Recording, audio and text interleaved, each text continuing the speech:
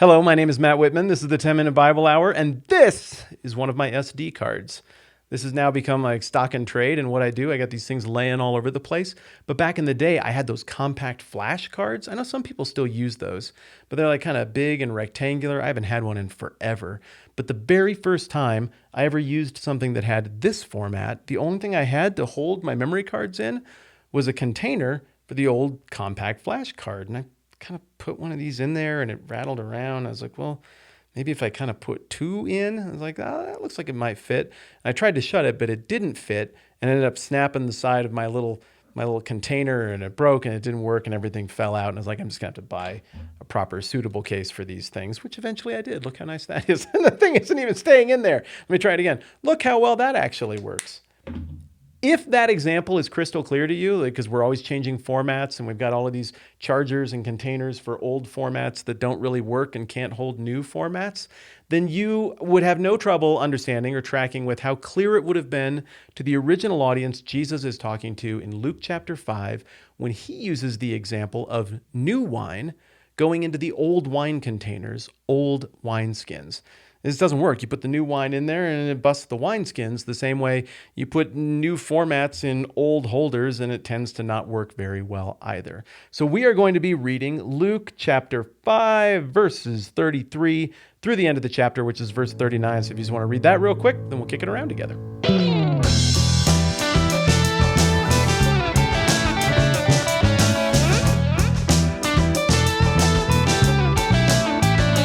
So Jesus is up north. He's in Capernaum. This is kind of up on the top end of the Sea of Galilee.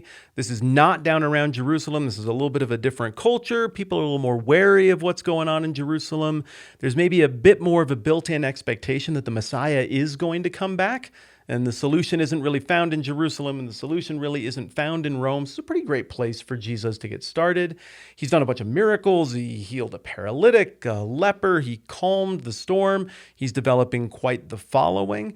And in the last passage, he walked up to this uppity guy who blew off his own classmates and peers to go and hang out with more impressive people, the Roman occupiers, in order to get rich. So he had no friends. He was a total outcast, but Jesus walks up to this guy, and instead of chastising him for his naughtiness, he says, "Follow me." And this guy, Levi or Matthew, just drops all of his stuff. He's like, all right, well, let's just have a giant party since I've got this new life and this is what I do now.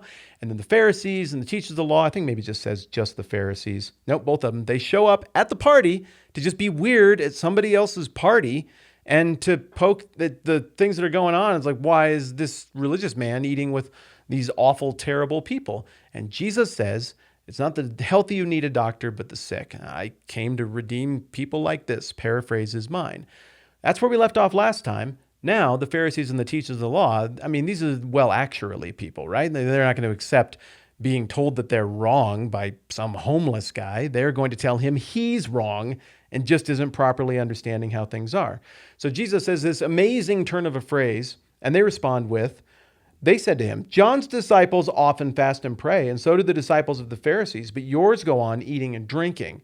So Jesus intuits what they're asking, confronts them from across the party, and they're not going to be shamed. So they fire back saying, well, John the Baptist is better. They don't like John the Baptist either. Remember? They were grouchy about what he was doing as well. So it's not like they're a fan of him. They're just kind of trying to deflect and, well, actually the situation.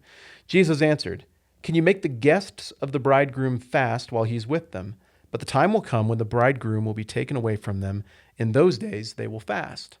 There's a theme throughout all the Gospels. You see it a lot in Luke. I notice it a lot in Matthew as well, where Jesus talks about the uniqueness of the moment. Like, not the moment we're in, the moment he was in, right there. You see it with the exchange with Mary and Martha. You remember the one? The one is like, oh, I'm going to cook stuff and make things great. And the other one's like, I'm just going to sit here with you and gawk at how awesome you are. And then the one that liked to cook things was like, what the heck? Jesus, make her cook. And he's like, yeah, she gets how the things are. There's a story about the lady who comes in again to an event where all the fancy religious people are hanging out, and she just starts bawling and dumping oil and perfume on the feet of Jesus. I mean, heck, maybe it's one of these other people that were present at Matthew's party here who had experienced redemption. And she's washing Jesus' feet with her hair and her tears, and all the uppity religious people are like, no, I don't like that one very much. But Jesus affirms what she's doing with no concern about the waste of the perfume that's used or the apparent humiliation that's going on. He affirms that she's getting it right because she gets what's happening in this moment. So, yes, Jesus is holding out a timeless kingdom, and yes, Jesus is inviting everyone to that kingdom, but he also uses a lot of language indicating that there was something very special, very unique in the grand scheme of history about being on the face of the earth at that moment when the Son of God was present and right there. And come on, how many of you would see this the same way? Even those of you who think that I am completely insane for thinking that there's a God, but you're still kind enough to hang out with me here. How many of us, even those of you who disagree with me, would, if given 3 time travel tokens to go anywhere you want in history and see it for yourself, how many of you would use one of those to go back and see what Jesus was actually about? To just settle the question in your mind. I got to think it's like all of you. Everybody would like to know. I mean, hey, you could put the whole thing to rest forever knowing there's nothing to it. Or you could find out that there really was something that broke the laws of time and space and changes everything about history. That's what I'd use it on. I might use all 3 on that to make 3 trips. So I think there is something intuitive about him saying there's something blessed in this moment and that it's right for them to celebrate that Jesus is here and that this moment of redemption is happening. So he told him this parable. No one tears a patch from a new garment and sews it on an old one. If he does, he'll have torn the new garment, and the patch from the new one won't match the old. And no one pours new wine into old wineskins. If he does, the new wine will burst the skins, and the wine will run out, and the wineskins will be ruined. No, new wine must be poured into new wineskins, and no one, after drinking old wine, wants the new, for he says the old is better. So there are 2 illustrations that he's drawing on here, and I think you're tracking with the example at this point, but just to play it out. So let's say you've got a bunch of clothing that is already worn and pre-shrunk and good to go. Or no, it's the other way around. The patch is worn out, and you've got new clothing that has not yet adjusted to being washed, and you take this patch and you put it on there. Well, what's going to happen then when you wash those clothes and you use them and everything? It's all going to bunch and clump up and look weird, and you're going to want to return it to the store, but you can't because you put a patch on it. I was going to say, like, that's total common sense, but I completely fumbled it. So maybe it's common sense to some of you who understand clothing better. Likewise, the wineskin analogy, in case some people there weren't really into the whole seamstress thing either, here's the wineskin analogy. Everybody likes getting liquored up. This one will work if the first one didn't. So this wine, if you put this into the wrong kind of container, it doesn't work out. So you got new wine that goes into old wineskins. Well, that old wineskin has already kind of figured out where it needs to be in relation to the wine that was in it. You know how wine works, right? You remember those formulas that you did in biology in high school, and you got all the chemical equation and everything, and here's the byproduct, and that byproduct, causes expansion.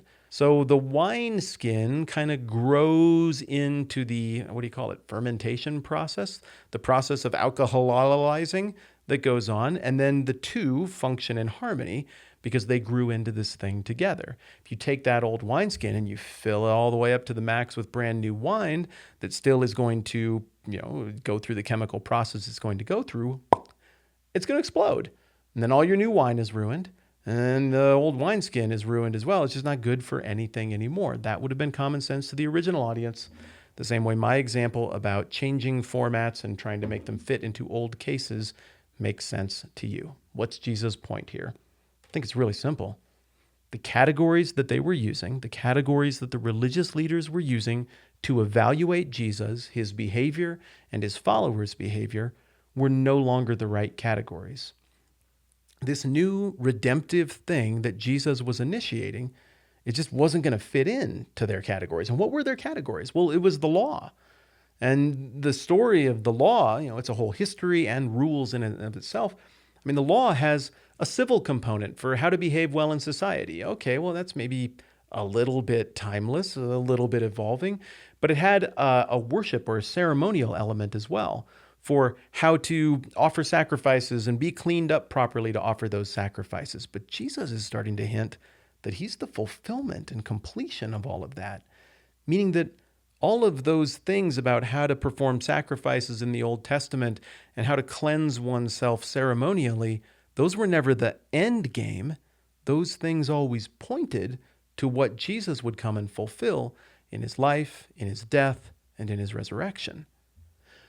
So then, if you keep trying to do all the things for all the reasons that were going on in what we call the Old Testament in the law, if you keep trying to do that in the context of this new kingdom that Jesus is initiating, where he is the perfect sacrifice for all the sin, where he is the fulfillment and the completion of the law, where he makes clean that which is unclean. Remember the whole thing about it's not the healthy you need a doctor, but the sick. I haven't come to call the righteous, but sinners to repentance.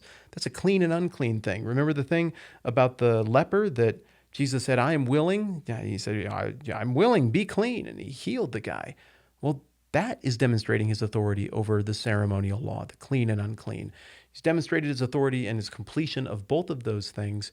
And if you take the categories that the religious leaders are thinking in and you try to cram it into what Jesus is doing, the whole thing breaks, it runs out all over the floor, and the whole religion is just weird and confused and dumb, and nothing actually gets better.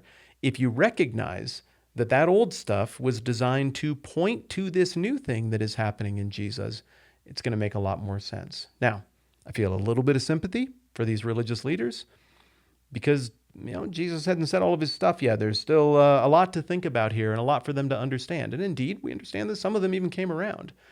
But at the same time, these were the religious experts, and they'd had, an entire lifetime to study centuries worth of material to see this coming. And it looks like they just kind of wanted to dig in. We'll figure out how this dynamic between the two of them plays out a little bit more in the very next passage when Jesus and his disciples go walking on a Sabbath and decide that they are just going to munch on little bits of grain that are by the side of the road. And that makes those religious leaders angry again because they are not going to be shown up. More friction to come, and friction is kind of fun when it's Bible friction and it's 2,000 years ago. All right, if you enjoy conversations like this, I do this literally every weekday on the 10-Minute Bible Hour podcast. It's not the same thing as this. We're going through the book of Matthew. We're way into it already. You can jump in and pick it up right where we're at, or you can go back to the beginning if you want. But I'd be very honored if you would check that out anywhere where you can get podcasts or following the link below. All right, I'm Matt. This is the 10-Minute Bible Hour. Let's do this again soon.